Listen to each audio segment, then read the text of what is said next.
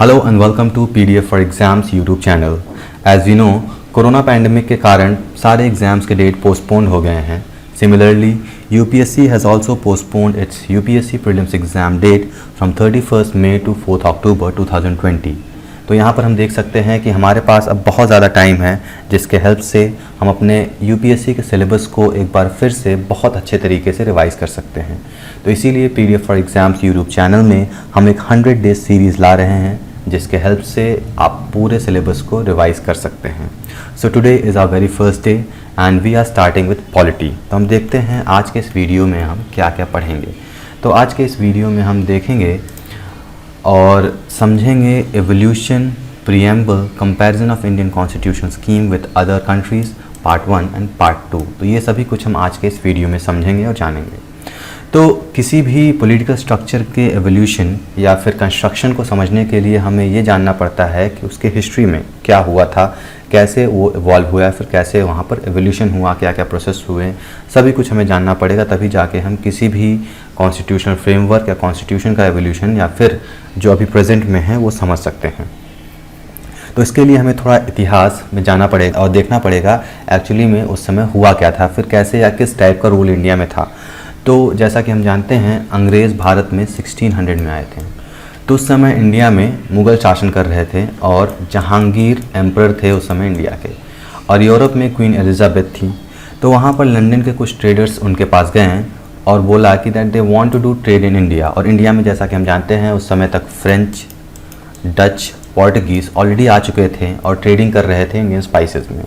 तो East India company थी। Company क्या, ये कुछ ट्रेडर्स थे एक्चुअली, पहले लंदन के ट्रेडर्स थे, वो रानी के पास गए वहाँ पर और बोले that we want to do trade in East Indies. East Indies में इंडिया के साथ साथ बहुत सारे देश आते थे। तो ये जो लंदन के ट्रेडर्स थे वो डच और ये फ्रेंच और पोर्टुगीज़ के मोनोपोली को हटाना चाहते थे और ख़ुद भी इन ट्रेडिंग्स में इन्वॉल्व होना चाहते थे। So they went to queen and asked for charter. तो रानी जो थी वहाँ पर वो अपने फिनेंस से ही हेल्प करती थी ट्रेडर्स को ट्रेड करने के लिए, और उनको एक ऑफिशियल परमिशन दिया जाता था कि आप जाके इन कंट्रीज़ में या इन स्पेसेस में जाके ट्रेड कर सकते हैं। तो queen Elizabeth gave them a charter and help with some financial assistant also. और उस समय फॉर्म होता है ईस्ट इंडिया कंपनी की, East India company of British. Actually ऐसा नहीं है कि ईस्ट इंडिया कंपनी सिर्फ ब्रिटेन का ही है, फ्रेंच का भी ईस्ट इंडिया कंपनी था, सॉरी ये ईस्ट इंडिया कंपनी ऐसी है, फ्रेंच का भी ईस्ट इंडिया कंपनी था, डच का भी ईस्ट इंडिया कंपनी था। All the country who were trading in India had their own company. अब इन कंपनीज़ को ईस्ट इंडीज़ कंपनी इसलिए कहा जाता था बिकॉज ये जो ट्रेडिंग करने वाले थे वो ईस्टर्न डायरेक्शन में अवेलेबल, जैसे अगर इंडिया यहाँ पर है और ब्रिटेन या फिर डच या पोर्टुगीज़ यहाँ पर हैं, तो इन कंट्रीज़ के रेफरेंस में जो इंडिया कंट्री है वो इनके ईस्ट में पड़ता है, इसलिए इन कंपनीज़ का नाम ईस्ट इंडिया कंपनी रखा जाता था। So this was how east India company of Britain was form. तो उस समय वो इंडिया में आए और इंडिया में आके जहांगीर के पास जाते हैं। Jahangir was a Mughal emperor, as I told you, उस समय मुगल का शासन था इंडिया में, और वहाँ से परमिशन लेते हैं कि वो इंडिया में ट्रेड कर सकते हैं नहीं। तो वहाँ पर उनसे परमिशन मिल जाती है and they started trading in India. और धीमे धीमे वो ट्रेड करते करते क्या किए, वो अपने टेरिटरीज़ को बढ़ाने लगे। They started expanding territories and instead of trading वो यहाँ पर रूलिंग करने लगे, मतलब कि वो अपने कब्जा करने लगे स्पेसेस को, जहाँ पर वो ट्रेडिंग के साथ साथ ही पॉलिटिकल एक्टिविटीज़ भी कर सकते थे। तो धीमे धीमे क्या हुआ, जो ईस्ट इंडिया कंपनी के गवर्नर थे रॉबर्ट क्लाइव, उन्होंने दीवानी राइट्स गेन कर लिया बंगाल में। दीवानी राइट्स क्या था, kind of collecting tax from public, और निज़ाम के पास निज़ामत राइट्स थे। तो यहाँ पर दो लोग मिलके पब्लिक का एक्सप्लॉयटेशन कर रहे थे, दो तरीके से टैक्स लिया जा रहा था पब्लिक से, पब्लिक परेशान। उसी समय कंपनी को फाइनेंशियल क्राइसिस हुई। फाइनेंशियल क्राइसिस कब होती है किसी भी कंपनी को, जब कोई भी कंपनी है या फिर कोई भी एम्पायर है, जब वो अपनी टेरिटरी को एक्सपैंड करेंगे तो मिलिट्री एक्टिविटीज़ में पैसे खर्च होते हैं, जिसके वजह से ईस्ट इंडिया कंपनी, जैसे कि मैंने बताया, they were expanding the territories all over the India, जिसके वजह से उनके फाइनेंस में प्रॉब्लम हुआ और उन्होंने लगभग 1 मिलियन पाउंड का लोन गवर्नमेंट से लिया। तो गवर्नमेंट परेशान हो गई, आखिर में ऐसा क्या कर रहे हैं कि इनको लोन की ज़रूरत पड़ गई इंडिया में। एंड उस समय इंडिया में इन कंपनीज़ की 3 प्रेसिडेंसीज हुआ करती थी, एक बंगाल में, एक मद्रास में, एक मुंबई में या फिर बॉम्बे उसमें कह सकते थे। दे हैड 3 प्रेसिडेंसीज और तीनों प्रेसिडेंसीज एक दूसरे पे डिपेंडेंट नहीं थी, सब अलग अलग प्रेसिडेंसीज थी। तो ये पूरा था सिस्टम उस समय का जब ईस्ट इंडिया कंपनी इंडिया में आई। तो इन सबको देखते हुए ब्रिटिश गवर्नमेंट परेशान हुई और वहाँ से उन्होंने एक रेगुलेटिंग एक्ट 1773 पास किया। अब ये एक्ट हमारे लिए बहुत ज़्यादा इम्पॉर्टेंट है। ऐसा इसलिए क्योंकि ये पहली बार था जब ब्रिटिश गवर्नमेंट इंडिया में ईस्ट इंडिया कंपनी के जो भी अफेयर्स थे, मतलब जो भी कुछ ईस्ट इंडिया कंपनी कर रही है इंडिया में, उसमें ब्रिटिश गवर्नमेंट का इन्वॉल्वमेंट होना शुरू हुआ। इसलिए ये रेगुलेटिंग एक्ट ऑफ 1773 बहुत इंपॉर्टेंट है। अब इसको ये रेगुलेटिंग एक्ट 1773 इसलिए कहा जाता है because this act was form in British parliament. जैसे कि हमारे पार्लियामेंट में कोई भी एक्ट बनाना हो तो लोकसभा में और राज्यसभा में बिल पेश किए जाते हैं, फिर बिल पास होता है from lower house and upper house and president approves it and then finally it becomes a act. Similarly वहाँ पर भी रेगुलेटिंग एक्ट बना उनके पार्लियामेंट में and that was passed in India. अब ये एक्ट जो बना था वो इंडिया में बना था ईस्ट इंडिया कंपनी के लिए। तो ये एक्ट इंडिया आता है। यहाँ पर जैसा कि मैंने बताया ब्रिटिश गवर्नमेंट कंट्रोल लेती है ईस्ट इंडिया कंपनी के अफेयर्स का जो भी इंडिया में वो कर रही थी। और यहाँ पर ऐसा पहली बार हुआ था जब पॉलिटिकल और एडमिनिस्ट्रेटिव फंक्शन कंपनी को अलग अलग किया जाता है, यानी कि पता किया जाता है कि ईस्ट इंडिया कंपनी इंडिया में क्या क्या कर रही है। तो जैसा कि मैंने बताया ईस्ट इंडिया कंपनी तो यहाँ पर ट्रेडिंग करने आई थी, along with they started expanding the territories. That means वो पॉलिटिकल और एडमिनिस्ट्रेटिव फंक्शन में भी इन्वॉल्व हो गए थे। यहाँ पर सेंट्रल एडमिनिस्ट्रेशन शुरू हुआ, सेंट्रलाइजेशन शुरू हुआ एडमिनिस्ट्रेशन का। जैसा कि अभी मैंने पहले बताया कि अभी तक क्या था, इंडिया में प्रेसिडेंसीज हुआ करती थी। बॉम्बे प्रेसिडेंसी थी, एक मद्रास प्रेसिडेंसी थी, एक बंगाल प्रेसिडेंसी थी। अब क्या हुआ, इन प्रेसिडेंसीज का सेंट्रलाइजेशन होने लगा। सेंट्रलाइजेशन मतलब कि अब ये एक जगह से रूल होने वाले हैं या फिर एक जगह से गवर्न होने वाले हैं। तो अभी तक क्या था, जो हाईएस्ट डेजिग्नेशन था इंडिया में ईस्ट इंडिया कंपनी का वो था गवर्नर। अब ये जो हाईएस्ट डेजिग्नेशन था वो गवर्नर से वो गवर्नर जनरल बन गया, जो कि पहली बार गवर्नर जनरल ऑफ बंगाल में बना। ये जो हाईएस्ट डेजिग्नेशन है ईस्ट इंडिया कंपनी के गवर्नर का, अब वो गवर्नर जनरल ऑफ बंगाल बन गए, जो कि सबसे हाईएस्ट अथॉरिटी था ईस्ट इंडिया कंपनी का इंडिया में। और जो सबसे पहले गवर्नर जनरल बंगाल के बने थे वो है लॉर्ड बैरन हेस्टिंग। ये इंडिया के गवर्नर जनरल पहले नहीं है, यहाँ पर ये पॉइंट ध्यान रखिएगा। Lord Baron Hasting is the first governor general of Bengal. और इसी रेगुलेटिंग एक्ट के अंडर में सबसे पहली बार सुप्रीम कोर्ट बना कैलकाटा में, जिसमें कि जिसमें एक चीफ जस्टिस थे वो भी और 3 अलग जजेस थे, और जो सुप्रीम जस्टिस थे या फिर जो चीफ जस्टिस थे वो ब्रिटेन से ही आते थे। अगला एक्ट इसके बाद आता है अमेंडिंग एक्ट 1781।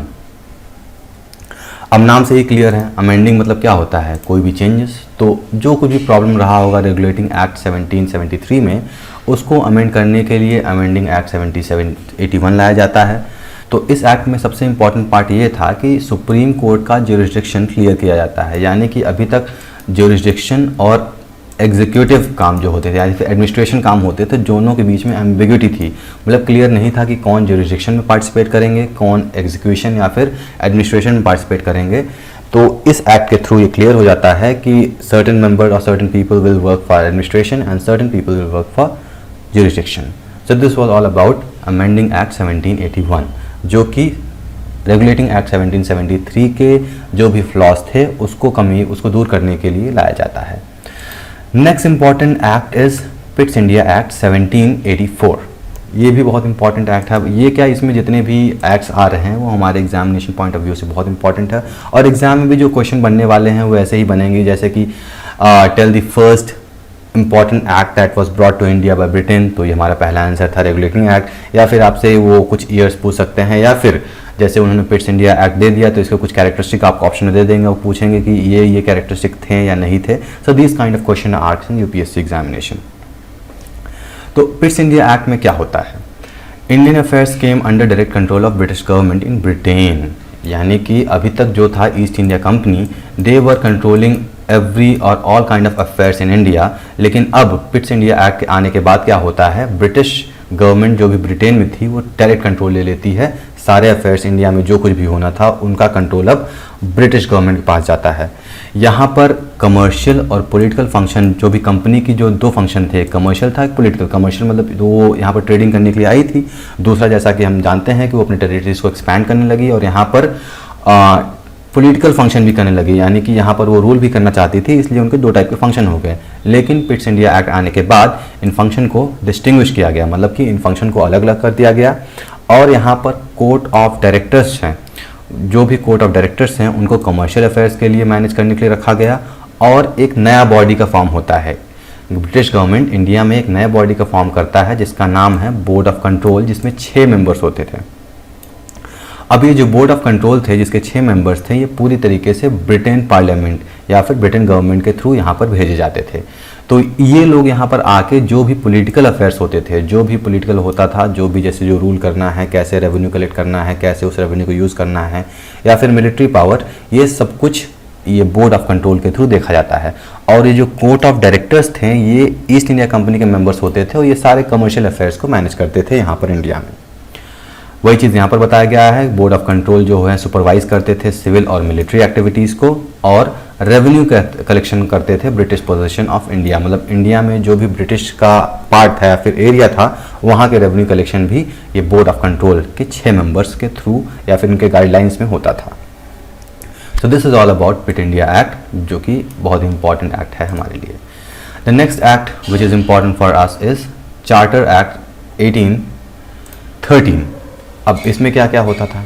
इसमें सबसे पहले क्या होता है, ईस्ट इंडिया कंपनी का जो मोनोपोली था ट्रेडिंग में, मोनोपोली मतलब क्या होता है कि सिर्फ और सिर्फ एक ही कंपनी थी, ईस्ट इंडिया कंपनी ब्रिटिश की, जो कि इंडिया में कुछ प्रोडक्ट्स या फिर पूरी तरीके से ट्रेड कर सकती थी। इसका मतलब मोनोपोली होता है, इनके अलावा और कोई भी ट्रेडिंग नहीं कर सकता है। या फिर आप जैसे कह सकते हैं कि जियो इतनी समय नेटवर्किंग मोनोपोली घेरे जा रहा है, मतलब मोनोपोली किया जा रहा है। मोनोपोली मतलब जियो के अलावा और कोई भी मार्केट में एग्जिस्ट नहीं कर पा रहा है, because it is giving the cheapest service, और इसके अलावा कोई भी जो भी टेलीकम्युनिकेशन कंपनी है नहीं आ पा रही है। So it is a kind of monopoly which is going to be gain by Jio company.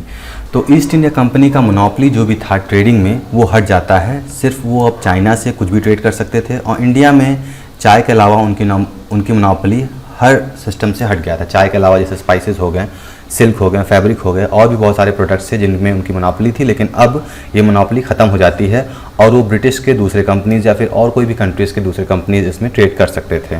तो चार्टर एक्ट 1813 में पहली बार ऐसा हुआ था जब ब्रिटिश का कॉन्स्टिट्यूशनल पोजीशन इंडियन टेरिटरी में डिफाइन हुआ था। So this was all about charter act 1830। Now the next act is Charter act 1833। अब इसमें देख लेते हैं क्या क्या हुआ था। So it was the final step toward centralisation.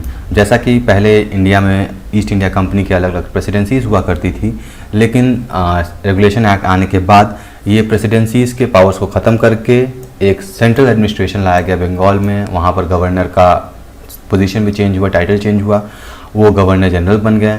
और इसी तरीके से यहाँ पर ये जो स्टेप था वो फाइनल स्टेप था सेंट्रलाइजेशन की तरफ। तो गवर्नर जनरल ऑफ बंगाल जो थे, यहाँ पर फिर से टाइटल चेंज हो जाता है। गवर्नर जनरल ऑफ बंगाल जो थे उनको अब गवर्नर जनरल ऑफ इंडिया बनाया जाता है, यानी कि जो पोजीशन था यहाँ पर वो कम्प्लीटली अब इंडिया को रूल करेंगे। उनका पोजीशन या टाइटल बन गया था गवर्नर जनरल ऑफ इंडिया। और Lord William Bentinck was the first governor general of India. वहाँ पर हमने बताया था विलियम हेस्टिंग जो थे वो गवर्नर जनरल ऑफ बंगाल पहले बने थे, लेकिन इंडिया का अगर पूछा जाए तो लॉर्ड विलियम बेंटिक बने थे, जो कि पहले इंडिया के गवर्नर जनरल थे। Governor general was vested with all civil and military powers, यानी कि उनके पास सारे सिविल और मिलिट्री पावर्स होते थे। वो रेवेन्यू कलेक्शन का काम हो गया, चाहे आर्मी एक्सपेंशन या फिर टेरिटरी एक्सपेंशन या फिर मिलिट्री का जो भी देख रेख था, वो गवर्नर जनरल ऑफ इंडिया के हाथ में आ गया, यानी कि उस समय के लॉर्ड विलियम बेंटिक के हाथ में आ गया। He was taking care of everything. It deprive the governor of Bombay and Madras of their legislative powers. Legislative power क्या होता है? लॉ मेकिंग पावर्स, यानी कि जैसे कुछ भी लॉ बनाना हो या फिर कोई भी टैक्स कलेक्शन में चेंजेस करना हो, वो सारे पावर्स इनके पास से ले लिए गए। कब ले लिए गए? जब ये गवर्नर जनरल ऑफ इंडिया का फॉर्मेशन हुआ। The laws made under the previous act were known as regulation, while the laws made under this act is now known as act. इसके पहले चार्टर एक्ट 1833 एक्ट के पहले जो भी laws बनते थे उनको रेगुलेशन कहा जाता था, लेकिन चार्टर एक्ट 1833 के आने के बाद लेजिस्लेशन में जो भी लॉ बनने लगे उनको अब एक्ट से डिनोट किया जाने लगा। और इसमें एक और इम्पॉर्टेंट फैक्टर वो या फिर और इम्पॉर्टेंट पॉइंट ये है कि ये ईस्ट इंडिया कंपनी के सारे एक्टिविटीज़ को ख़त्म कर देता है। मतलब अभी तक east India company administrative body भी था, कमर्शियल बॉडी भी था, लेकिन अब ईस्ट इंडिया कंपनी के जो भी कमर्शियल काम थे वो सारे ख़त्म हो जाते हैं और यहाँ पर वो पूरी तरीके से एडमिनिस्ट्रेटिव बॉडी का काम करता है। उसके बाद एक नए लॉ मेंबर्स मैकुले का एडिशन होता है गवर्नर जनरल्स काउंसिल में। गवर्नर जनरल्स काउंसिल कब बनाया गया था? क्विट्स इंडिया एक्ट में, जहाँ पर गवर्नर जनरल को सपोर्ट करने के लिए या फिर बोर्ड ऑफ कंट्रोल के लिए 6 मेंबर्स बनाए गए थे, जो कि ब्रिटिश से आते थे या फिर ब्रिटेन से आते थे। यहाँ पर इनको ईस्ट इंडिया कंपनी को सपोर्ट करने के लिए एडमिनिस्ट्रेशन में, या फिर उनका एक सेपरेट बॉडी था एडमिनिस्ट्रेशन के लिए। ईस्ट इंडिया कंपनी का काम ट्रेडिंग था उस समय। तो इसमें यहाँ पर चार्टर एक्ट 1833 में लॉ मेंबर का एडिशन होता है उनके काउंसिल में, जिसके वजह से पूरी तरीके से ईस्ट इंडिया कंपनी अब एक एडमिनिस्ट्रेटिव बॉडी बन जाती है। ये था पूरा चार्टर एक्ट 1833 के बारे में। Now moving to next act, that is Charter Act 1853। इसमें क्या था? Separated the legislative and executive function of governor general council. अब ऊपर चार्टर एक्ट 1833 में क्या हुआ था, गवर्नर जनरल काउंसिल में एक नए लॉ मेंबर आए थे और ईस्ट इंडिया कंपनी के काम को, जो भी उनका कमर्शियल काम था, उसको छोड़ के वो अब एडमिनिस्ट्रेशन का काम करने लगे थे।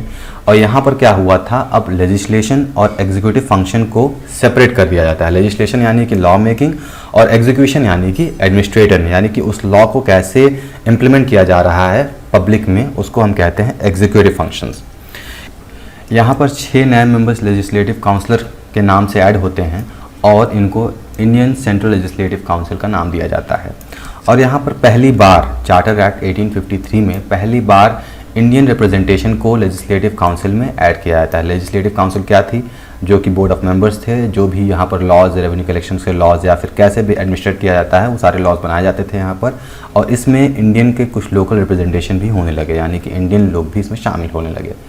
यहाँ पर सबसे पहले open competition for civil services. Civil services क्या होता है? जो भी आप IAS एग्जाम दे रहे हैं, ये भी आपका सिविल सर्विस है, तो उस समय के सिविल सर्विसेज में भी ओपन कंपटीशन होने लगा। अभी तक कंपटीशन नहीं होता था, डायरेक्ट अपॉइंटमेंट होता था, but now an open competition was allowed for everyone, और यहाँ तक कि ये इंडियंस के लिए भी ओपन हो गया।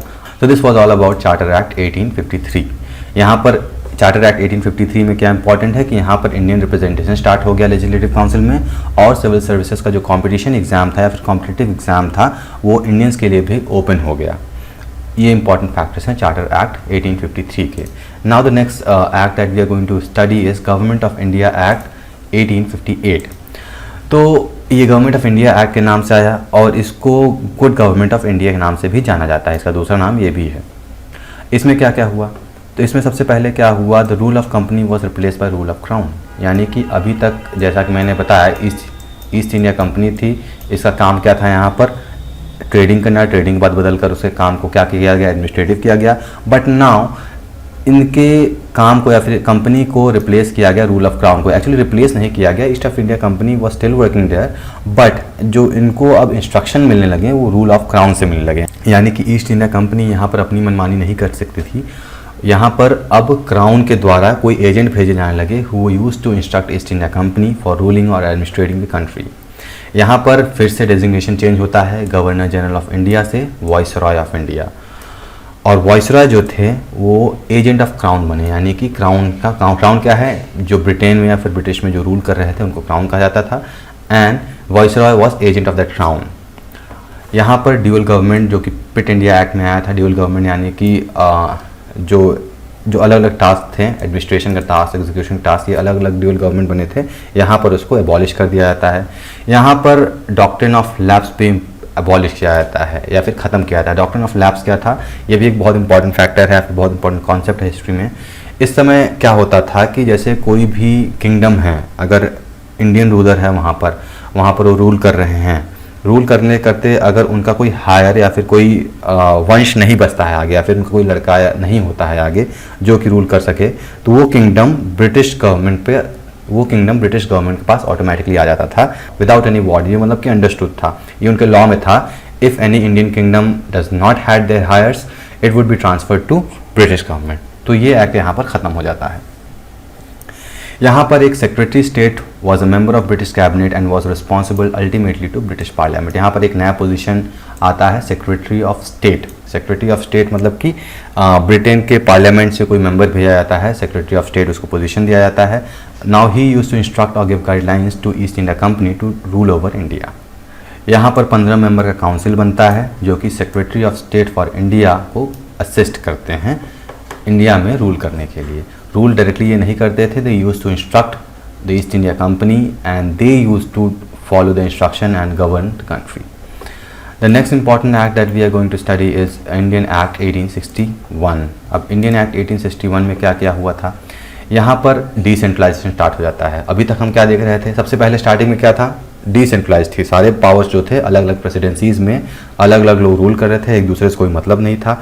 आगे चल के क्या हुआ, सबको सेंट्रलाइज करने किए जाने लगा। रेगुलेशन एक्ट स्टार्टिंग से ही आते ही क्या हुआ, सबको सेंट्रलाइज किया जाने लगा। नाउ इंडियन काउंसिल एक्ट के आने के बाद क्या होता है, फिर से डिसेंट्रलाइजेशन स्टार्ट हो जाता है। डिसेंट्रलाइजेशन के बाद क्या होता है, बॉम्बे और मद्रास के प्रेसिडेंसीज को जो भी पावर्स थे, उनके लेजिस्लेटिव पावर्स थे, उनको वापस दिए जाते हैं, जो कि चार्टर एक्ट 1833 में उनसे छीन लिया गया था। कैसे छीन लिया गया था, because their powers were vested to governor general of Bengal.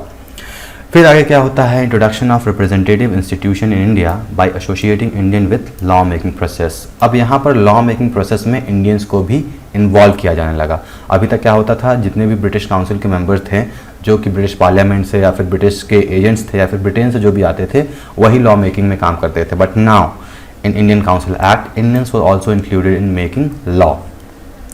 जो वॉइसरॉय थे, वॉइसरॉय मैंने बताया कि ऊपर वॉइसरॉय कौन थे, जो डेजिग्नेशन था गवर्नर जनरल ऑफ इंडिया, उसी को कन्वर्ट करके वॉइसरॉय रखा गया। वॉइसरॉय क्या करते हैं, यहाँ पर इंडियन काउंसिल एक्ट आने के बाद वो कुछ नॉन ऑफिशियल मेंबर्स इंक्लूड करते हैं। किस में इंक्लूड करते हैं, लॉ मेकिंग बॉडीज़ में। नॉन ऑफिशियल मेंबर होते हैं, मतलब ऑफिशियल नहीं होते हैं। ऐसा नहीं है कि पेन पेपर जैसे। ऑफिशियल मतलब क्या होता है, if you are assigned by government और एनी एजेंसी जिसके लिए आपके पास प्रॉपर पेपर्स हो। यहाँ पर ऐसा नहीं है। वॉइसरॉय अपने हिसाब से जिसको वो सही समझते हैं उनको अपॉइंट करते हैं लॉ मेकिंग बॉडी में। तो सबसे पहले नॉमिनेशन जो हुए थे वो Raja of Banaras, the Maharaja of Patiala और sir Dinkar Rao in non official members में ज्वाइन हुए थे, जो कि काउंसिल को एक्सपैंड करके, यानी जो भी उनका काउंसिल होता था लॉ मेकिंग बॉडी का, उसके एक्सपेंशन में इन मेंबर्स का एडिशन होता था। आगे क्या होता है, इस एक्ट में वॉइसरॉय के पास ऑर्डिनेंस का भी पावर आता है। इमरजेंसी में मतलब क्या होता है, ऑर्डिनेंस क्या होता है, ऑर्डिनेंस हम जानते हैं, जैसे कि अगर इमरजेंसी का सिचुएशन है और वहाँ पर लोकसभा, राज्यसभा या फिर कोई भी जो हाउसेस हैं वहाँ पर हम बिल्स पास करके एक्ट नहीं बना सकते हैं, तो in that case viceroy has the power of ordinance during the scene of emergency. और क्या होता है यहाँ पर, empowered the viceroy to frame the rules of business, the same power is given to the president of article. यही चीज़ हुआ, मतलब उनके पास ऑर्डिनेंस का पावर होता है इमरजेंसी के थ्रू। तो इसमें बिजनेस के रूल वो अपने आप चेंज कर सकते थे, जो कि अभी इंडियन प्रेसिडेंट के पास पावर है आर्टिकल 77 में। आगे हम पढ़ेंगे क्या क्या पावर्स इंडियन प्रेसिडेंट के पास हैं, विल सी दैट लेटर। और यहाँ पर नए नए लेजिस्लेटिव काउंसिल का फॉर्मेशन होता है, बंगाल में, पंजाब में, WFP में, ये सब नए नए लेजिस्लेटिव काउंसिल्स का फॉर्मेशन होता है इंडियन काउंसिल एक्ट के through. Now moving to next council act, that is Indian Council Act 1892। इसमें क्या हुआ था, अब यहाँ पर हम देखते हैं जो ऑफिशियल मेंबर्स थे, ऑफिशियल, वहाँ पर हमने क्या देखा, official member of legislative council and non official member of legislative council. तो यहाँ पर जो भी ऑफिशियल मेंबर्स थे वो तो थे ही थे, लेकिन जो नॉन ऑफिशियल इंडियन मेंबर्स थे लेजिस्लेटिव काउंसिल के, वो अब Bengal chamber of commerce and provincial legislative council के थ्रू नॉमिनेट होने लगे। पहले क्या था, वॉइसरॉय नॉमिनेट करते थे इंडियन नॉन ऑफिशियल मेंबर्स को, but now after Indian Council Act 1892 Bengal chambers of commerce और प्रोविंशियल लेजिस्लेटिव काउंसिल के थ्रू ही ये Indian non official members legislative council में नॉमिनेट होने लगे। और ये जो नॉन ऑफिशियल मेंबर्स थे, ये हर जगह से या फिर कहीं से भी नॉमिनेट नहीं होते थे। ये कुछ सर्टेन लोकल बॉडीज़ थी, जैसे कि यूनिवर्सिटीज़, डिस्ट्रिक्ट बोर्ड और म्यूनिसिपैलिटीज़, इन्हीं प्लेसेस से इन नॉन ऑफिशियल मेंबर्स का नॉमिनेशन होता था। मतलब ये इंडियंस थे ये सारे, जैसे इंडिया यूनिवर्सिटीज़ में, डिस्ट्रिक्ट में या फिर म्यूनिसिपैलिटीज़ में जो भी इंडियंस थे वो नॉन ऑफिशियल मेंबर्स के अंडर में आते थे। और इन जगहों से किसके थ्रू नॉमिनेट होते थे, Bengal chamber of commerce and provincial legislative council के हेल्प से ये, या फिर इन्हीं के थ्रू ये नॉमिनेट होते थे। यहीं पर representative system of India start होता था। रिप्रेजेंटेटिव सिस्टम क्या होता है, जैसे मान लीजिए एक एरिया है, मान लीजिए आपका कॉलोनी है, तो आपके कॉलोनी में एक हेड या फिर प्रेसिडेंट बनाया जाता है। और इसी तरीके से अगर 10 कॉलोनी हो गया, मान लीजिए 10 कॉलोनी हो गया, अब 10 कॉलोनी में 10 प्रेसिडेंट है। अब कोई अगर बड़े लेवल की मीटिंग होना है या फिर आपके समझ लीजिए कि डिस्ट्रिक्ट में मीटिंग होना है, डिस्ट्रिक्ट तो ज़्यादा बड़ा हो गया, मान लीजिए एक सर्टेन एरिया में कुछ डिसीजन लेने हैं, तो हर कॉलोनी के अलग अलग प्रेसिडेंट जाएंगे और इन प्रेसिडेंट के मीटिंग में जो भी फाइनल होगा सबके लिए कॉमन हो जाएगा। सो दिस मीन्स दैट एक पर्टिकुलर एरिया फिर एक पर्टिकुलर ग्रुप को एक प्रेसिडेंट या फिर एक पर्सन रिप्रेजेंट कर रहा है, तो वही यहाँ पर शुरू होता है रिप्रेजेंटेटिव सिस्टम ऑफ इंडिया। अब इंडिया में रिप्रेजेंटेटिव सिस्टम क्या है, जैसे कि आप प्रधान का या फिर एमएलए का, एमएलसी का इलेक्शन होता है तो आप वोट करते हैं, तो एमएलए जो होता है आपके एरिया का वो आप ही को रिप्रेजेंट करता है, because India is democratic country. Democratic country मतलब आपको राइट्स हैं वोट करने का, आप वोट करते हैं, एमएलए फॉर्म करते हैं, एमएलए को सिलेक्ट करते हैं, एमएलए जाके फर्दर गवर्नमेंट फॉर्म करते हैं। तो एक तरीके से ये रिप्रेजेंटेशन हुआ आपका, तो उस समय ये representative system of India start होता है। और एक इंपॉर्टेंट फैक्टर यहाँ पर यह है कि काउंसिल के पास पावर आता है बजट और एग्जीक्यूटिव से रिलेटेड जो भी क्वेश्चन है वो सब हाउस में डिस्कस हो सकता था। हाउस मतलब कि जो भी वहाँ पर जहाँ भी लॉ मेकिंग वगैरह होता था वहाँ पर इन सब टॉपिक्स पे भी सारे लोग मिलकर डिस्कस कर सकते थे।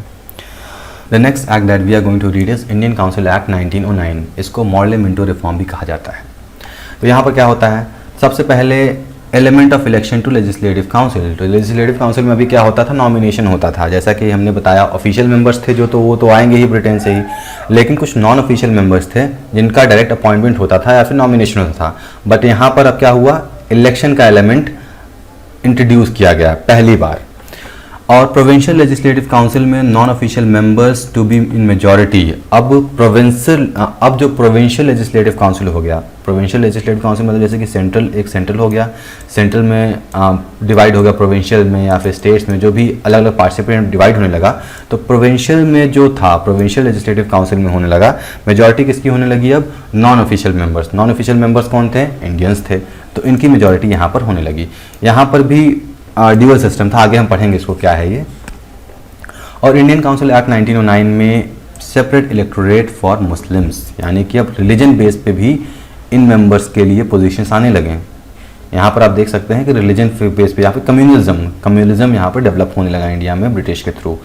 अलग अलग रिलीजन के बेस पे अलग अलग लोग यहाँ पर आने लगे हैं, क्योंकि वो एक सर्टेन एरिया या फिर ग्रुप को रिप्रेजेंट कर रहे थे।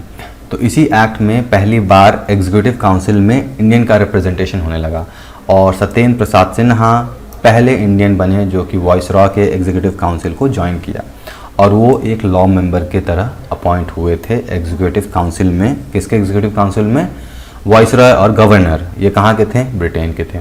अगला जो हम पढ़ने वाले हैं वो है government of India act 1919 Montagu Chelmsford reform. अब ये सिंगल मेंबर नहीं है, ये दो लोग हैं। ये उस समय के सेक्रेटरी थे और चेम्सफोर्ड उस समय के वाइसरॉय थे इंडिया के। सो दीज वर 2 पर्सन, इनके नाम पे ही ये रिफॉर्म रखा हुआ है या फिर ये एक्ट रखा गया है। तो यहाँ पर सबसे पहले the idea of responsible government was stressed, यानी कि जो गवर्नमेंट थी वो बहुत सही तरीके से काम करना चाहिए, यहाँ पर स्टार्ट हुआ। अभी तक क्या होता था, पब्लिक के लिए कोई नहीं सोचता था। Every government was just thinking about their benefit, their gain, और जो कुछ भी होता था वो अपने गेन के लिए सोचते थे। बट फ्रॉम नाउ और रिस्पॉन्सिबल गवर्नमेंट के ऊपर स्ट्रेस दिया जाने लगा। Office of high commissioner of India was created in London. London में हाई कमिश्नर ऑफ इंडिया का ऑफिस क्रिएट किया जाता है। Indian legislature became bicameral for first time. Bicameral क्या होता है, बाईकैमरल मतलब कि दो हाउसेज, जहाँ जैसे इंडियन गवर्नमेंट में अभी हम देखें तो दो हाउसेज हैं, एक लोकसभा है, एक राज्यसभा है। तो उस समय एक अपर हाउस और लोअर हाउस बना और लेजिस्लेटर बाईकैमरल हो गया उस समय। फिर यहाँ पर कम्युनल रिप्रेजेंटेशन होने लगा। अभी क्या हुआ था, इसके पहले वाले एक्ट में सिर्फ मुस्लिम्स को रिप्रेजेंटेशन दिया गया था, but now they started giving representation to 6 Indian, Christian, Anglo Indian and European. फिर secretary of state for India now to be paid from British revenue. अभी तक सेक्रेटरी ऑफ स्टेट जो थे, सेक्रेटरी ऑफ स्टेट यानी कि जो भी head थे, जो गाइड करते थे वाइसरॉय को रूल करने के लिए इंडिया में, अब उनको ब्रिटिश रेवेन्यू से पे किया जाने लगा। और यहाँ पर dyarchy in provinces by dividing subjects of administration between official members and elected member. अब यहाँ पर डायरकी शुरू होता है। डायरकी क्या होता है, डायरकी जैसे कि प्रोविंस में क्या होता था, दो गवर्नमेंट फॉर्म होने लगी, दो गवर्नमेंट या फिर दो लोग, दो पैरेलल बॉडीज फॉर्म हुई जो कि रूल करती थी किसी भी जगह पे। जैसे प्रोविंस है, प्रोविंस मतलब कि एक सर्टेन स्टेट हो गया मान लीजिए, तो इस प्रोविंस में अगर दो गवर्नमेंट है, यहाँ पर एक ब्रिटिश मेंबर्स है, यहाँ पर इंडियन मेजॉरिटी है, तो इन दोनों मिलके रूल कर रहे थे पोजीशन पे। इनके कुछ अलग काम थे, इनके कुछ अलग काम थे, मतलब इनके सेगमेंट्स अलग अलग थे, लेकिन डबल गवर्नमेंट थी जो कि इंडिया में रूल कर रही थी, उसी को हम डायरकी कहते हैं। उसके बाद सेंटर और स्टेट रिलेशन स्टार्ट होना शुरू हो गया। स्टार्ट कैसे हुआ, क्योंकि अब जैसे कि सेंट्रल लेवल पे था, फिर इसको स्टेट और प्रोविंसेस में डिवाइड किया गया। अब अगर यहाँ से मॉनिटर करना है तो रिलेशन तो अच्छा रखना ही पड़ेगा, तो यहाँ से ये सारे स्टेट और सेंटर के रिलेशन स्टार्ट होने लगे। तो ये था government of India act 1919। Now we are moving to next act, that is Government of India Act 1935। ये सबसे बड़ा एक्ट रहा है उस समय का और बहुत इंपॉर्टेंट है। इसमें क्या क्या है ये देख लेते हैं। Provided for establishment of all India federation consisting of provinces and princely state as unit, यानी कि अब ऑल इंडिया फेडरेशन का फॉर्म हुआ जिसमें प्रोविंसेस भी थे और प्रिंसली स्टेट एक यूनिट की तरह वहाँ पर काउंट होते थे। Residuary power were given to viceroy. अभी तक सारे जो रेसिड्यूरी पावर मतलब लॉ मेकिंग पावर्स जो भी होते थे वो एक बोर्ड मेंबर्स या फिर काउंसिल के पास हुआ करती थी, but now the power was given to a viceroy. Abolished dyarchy in province and introduce provincial autonomy in this place. अब डायरकी मैंने अभी बताया कि डबल गवर्नमेंट होती थी एक ही जगह पे, यहाँ पर उसको अबॉलिश कर दिया गया यानी कि ख़त्म कर दिया गया और वहाँ पर प्रोविंशियल ऑटोनॉमी आ गया यानी कि सिंगल पर्सन या फिर single group will rule that place. यहाँ पर रिस्पॉन्सिबल गवर्नमेंट आने लगी प्रोविंसेस में। Introduced bicameralism in 6 out of 11 provinces. तो उस समय अभी तक इन 1935 तक इंडिया में कुल 11 प्रोविंस थे जिसमें से 6 प्रोविंस में बाइकैमरलिज्म इंट्रोड्यूस किया गया। बाइकैमरलिज्म मैंने बताया कि डबल हाउसेज होने लगे, लेजिस्लेटिव पावर्स या फिर लॉ बनाने के लिए डबल हाउसेज, एक अपर हाउस एक लोअर हाउस होने लगे थे। तो वहाँ पर अभी 6 प्रोविंसेस में इंट्रोड्यूस किया गया इसको। Extended the principle of communal representation by providing separate electorates for depressed class. यहाँ पर फिर से ये कम्युनल रिप्रेजेंटेशन को बढ़ावा दिया गया, पहले मुस्लिम्स को फिर रिलीजन्स को। Now it was extended to schedule caste, women as well as labourers. 1990 में मैंने बताया कि मुस्लिम को दिया गया था, फिर 1919 में 6 इंडियन क्रिश्चियन एंग्लो इंडियंस को रिप्रेजेंटेशन दिया गया था उनके इलेक्टोरेट या फिर काउंसिल में। अगला क्या इंपॉर्टेंट फैक्टर है, abolish the council of India established by government of India Act 1858। 1858 में काउंसिल ऑफ इंडिया बना था जिसको यहाँ पर अबॉलिश या फिर ख़त्म कर दिया जाता है। The secretary of state for India was provided with team of adviser. Secretary of state कौन है बता चुका हूँ मैं, he was the head, you can say head from British parliament who was guiding और instructing how to rule over the country. अब उनके पास एक एडवाइजर्स की टीम आ गई। यहाँ पर एक बहुत ही इंपॉर्टेंट फैक्टर है जो आपको पता होना चाहिए। गवर्नमेंट ऑफ इंडिया एक्ट 1935 के अंडर ही रिजर्व बैंक का फॉर्मेशन हुआ। रिजर्व बैंक ऑफ इंडिया इसी समय फॉर्म हुआ था जो कि करेंसी और क्रेडिट, कंट्री के क्रेडिट को मैनेज करने के लिए फॉर्मेशन हुआ था यहाँ पर। इसी समय federal public commission, provincial public service commission and joint public service commission भी फॉर्म होता है, यानी कि ये सारे नए नए पोस्ट ओपन होने लगते हैं। और एक फेडरल कोर्ट भी सेटअप हुआ था 1937 में। तो this was all about Government of India Act 1935। Now moving to next act, that is India Independence Act 1947। As we know India got its independence in 1947। तो यहाँ पर भी एक एक्ट आता है। तो यहाँ पर क्या हुआ था इस एक्ट में, declared India as independent and sovereign state from August 15, 1947। This is very clear. अब इंडिपेंडेंस एक्ट है तो इंडिया को एक सॉवरेन स्टेट डिक्लेयर किया जाता है और हम August 15 को अपना इंडिपेंडेंस डे भी सेलिब्रेट करते हैं। Provided the creation of 2 independent dominion of India and Pakistan with the right to cede from the British Commonwealth. Governor General of each were to be appointed by King the on advice of Dominion Cabinet. यहाँ पर क्या होता है, 2 अलग अलग dominions बनाए जाते हैं। जैसा कि हम जानते हैं इंडिया और पाकिस्तान 2 नए नए डोमिनियन बनते हैं, 2 नए कंट्री फॉर्म होते हैं इंडिपेंडेंस में। तो इनके पास अलग अलग एडवाइजरी बोर्ड होते हैं, अलग अलग गवर्नर जनरल होते हैं जो कि किंग के थ्रू अपॉइंट किया जाना होता है उस समय। ये इंडियन इंडिपेंडेंस एक्ट 1947 में लिख के आया था। The next is empowered the Constituent Assembly of 2 Dominion to frame and adopt any constitution and to repeal any act of British Parliament including the Independence Act itself. तो यहाँ पर अगर country आज़ाद हो गई तो इनके पास अपने राइट्स थे, they could form their own constitution. फिर abolish the office of Secretary of State for India and transfer his function to Secretary of State for Commonwealth Affairs. अभी तक सेक्रेटरी ऑफ स्टेट क्या करते थे, वो इंडिया को rule करते थे। अब इनके ऑफिस को ख़त्म कर दिया गया, मतलब ऑफिस मतलब पोजीशन को ख़त्म कर दिया गया। उनके पोजीशन को या फिर उनके फंक्शन को अब कॉमनवेल्थ अफेयर्स में यूज़ किया जाने लगा। The next it assign dual function that is constituent and legislative to the constituent assembly formed in 1946। अब जो कॉन्स्टिट्यूएंट असेंबली 1946 में फॉर्म हुआ था उनके पास 2 फंक्शन आता है, एक कॉन्स्टिट्यूएंट का, एक लेजिस्लेशन का। So the next topic of today that we are going to study is preamble. So what is preamble? The preamble to the Constitution embodies the essence of entire Constitution and is like an introduction or prefaced book। यानी कि जो preamble है Constitution का, वो Constitution का पूरा essence है, पूरा सार है, पूरे Constitution में क्या बताया गया है वो preamble में हमारे लिखा है। So it acts like an introduction or preface of a book। वो पूरे Constitution का एक तरह का introduction है।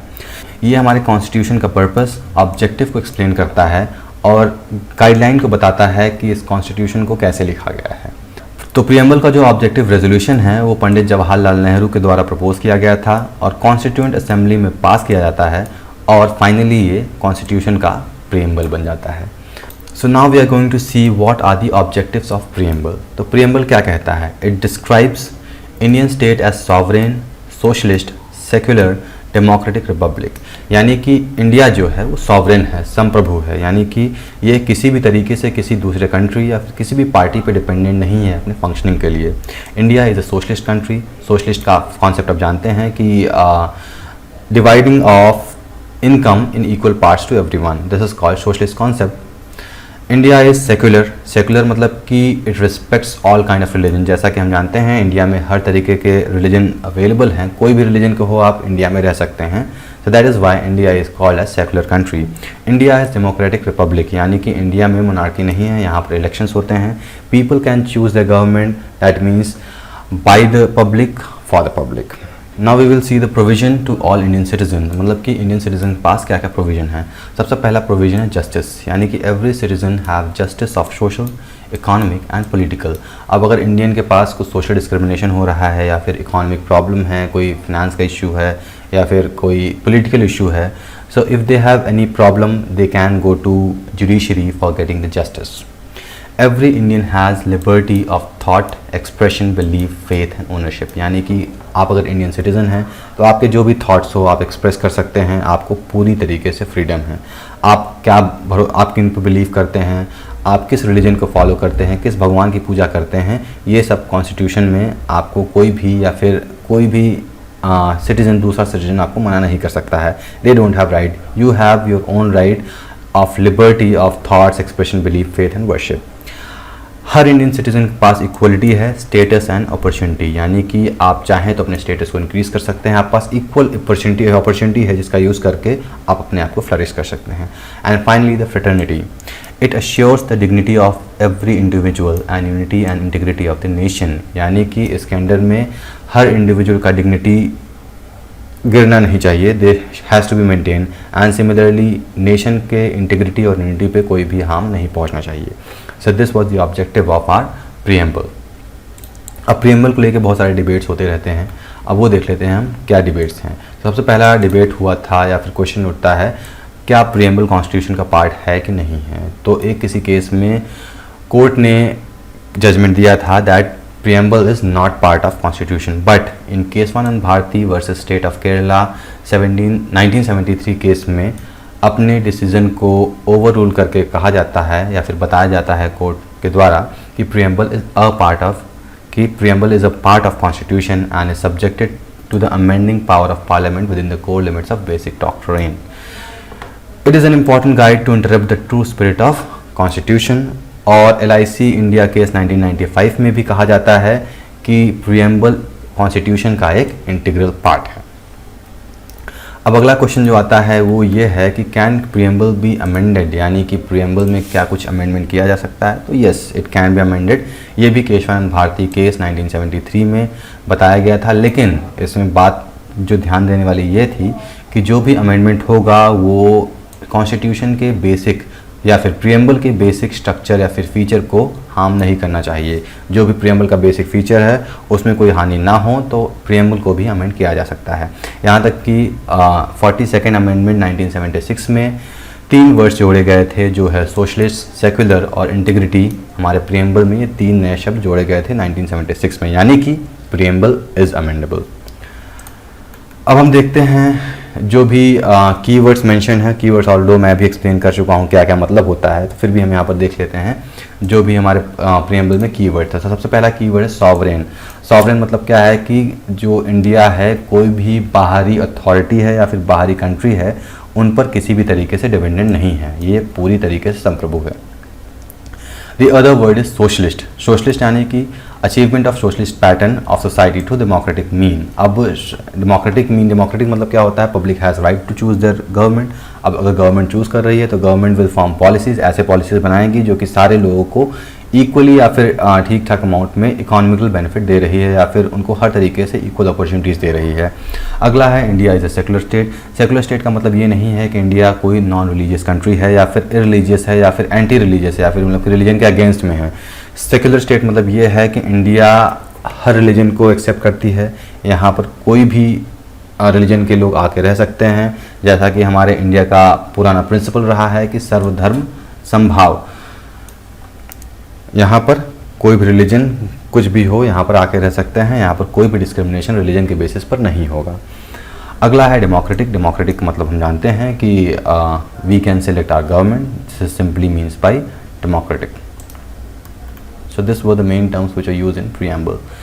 The next topic that we are going to read today, and this would be most probably the last topic of today, is the borrowed feature from other constitution। यानी कि हमारे इंडियन कॉन्स्टिट्यूशन में अलग अलग देशों के constitution से कौन कौन से पार्ट लिए गए थे।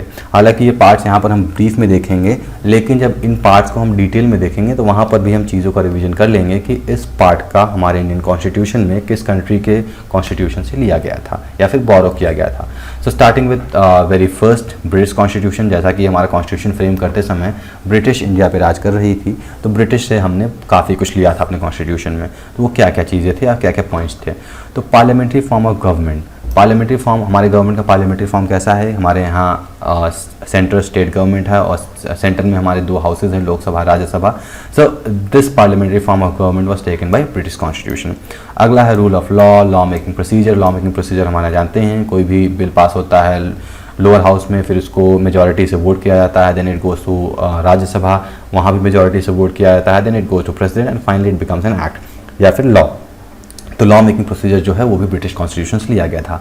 Single citizenship. इंडिया में हम जानते हैं if you are an Indian you can only possess one citizenship. इसके अलावा आप किसी भी देश का सिटीजनशिप नहीं ले सकते हैं, ये भी ब्रिटिश कॉन्स्टिट्यूशन से लिया गया था। अगला है इंस्टीट्यूशन ऑफ स्पीकर। स्पीकर जो भी हमारे पार्लियामेंट में है वो भी ब्रिटिश कॉन्स्टिट्यूशन से लिए गए थे, सॉरी जो पोजीशन है। Next is doctrine of pleasure tenure of civil servant. यानी कि जो सिविल सर्वेंट हैं, जैसे आप IAS बनने वाले हैं, you would be a civil servant, तो आपका जो टेन्योर होगा अराउंड 60 ईयर्स। सो ये टेन्योर भी ब्रिटिश कॉन्स्टिट्यूशन में ही डिसाइड किया गया था, it was taken from there.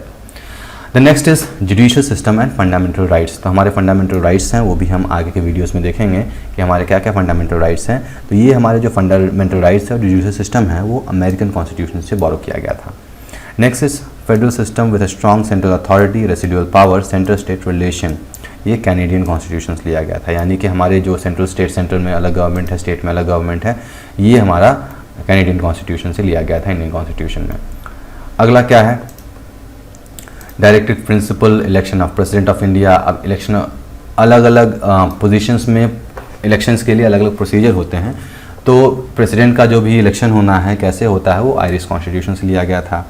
Next है concurrent list, freedom of trade and services with in the country. ये ऑस्ट्रेलियन कॉन्स्टिट्यूशन से लिया गया था, यानी कि आप एक स्टेट से दूसरे स्टेट में कैसे ट्रेड कर सकते हैं, सर्विसेज दे सकते हैं, ये सब ऑस्ट्रेलियन कॉन्स्टिट्यूशन से डिराइव किया गया था।